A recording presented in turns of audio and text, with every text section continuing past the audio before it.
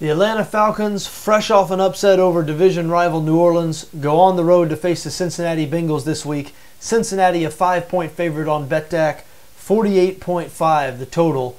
A lot of people eager to jump on Atlanta as a 5-point dog this week after what they saw out of the Falcons last week when they hung 37 points and over 440 passing yards on a New Orleans team that finished 4th in the league in total defense last year.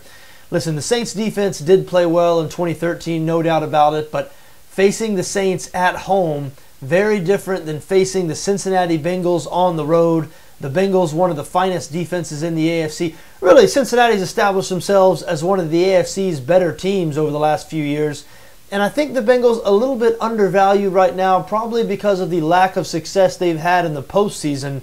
When you look at this Cincinnati team, what they've done over the regular season, over the last couple of years. As we said, not many better teams in the AFC, and people think of the Bengals as a defensive team, with good reason. They do have one of the league's best defenses, but their offense not bad as well, especially when they're playing in Cincinnati. You look at their last 5 regular season home games, this Cincinnati offense has produced 34, 42, 42, 41, and 49 points. And not all of those games were against bad defenses. The New York Jets, Baltimore Ravens, some of the opponents in there. So the Cincinnati offense, certainly not bad, especially when they play in Cincinnati.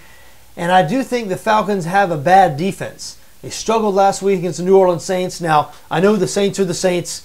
I'm not going to compare the Bengals to the New Orleans Saints offense, even when they're in Cincinnati. Not going to compare Andy Dalton to Drew Brees. I know the Saints have one of the NFL's very best offenses. And so in saying that the Falcons struggled with the New Orleans Saints offense, yes, a lot of defenses will struggle with the New Orleans Saints offense.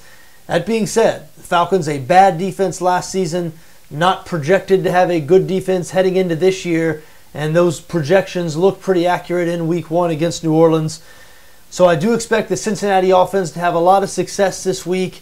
And I don't think it's going to be as easy for Matt Ryan and this Atlanta offense on the road in Cincinnati. So I do have a Cincinnati lean in this situation. As we said, a lot of people seem to be liking the Falcons +5 here. I think this is a good spot for a Cincinnati bet. The Bengals quietly, if you can quietly beat a good team on the road, they quietly picked up a nice road win over Baltimore last week. The Falcons win certainly wasn't quiet because New Orleans, there were a lot of people's Super Bowl pick heading into the season, so the Falcons certainly opened some eyes when they were able to beat the Saints. But as I said, Cincinnati might be a little undervalued right now. People might not realize just how good this team is. Atlanta with that poor defense going on the road, less than a touchdown you have to lay here. I think it's a good spot for a Bengals bet. I like Cincinnati -5 in this spot.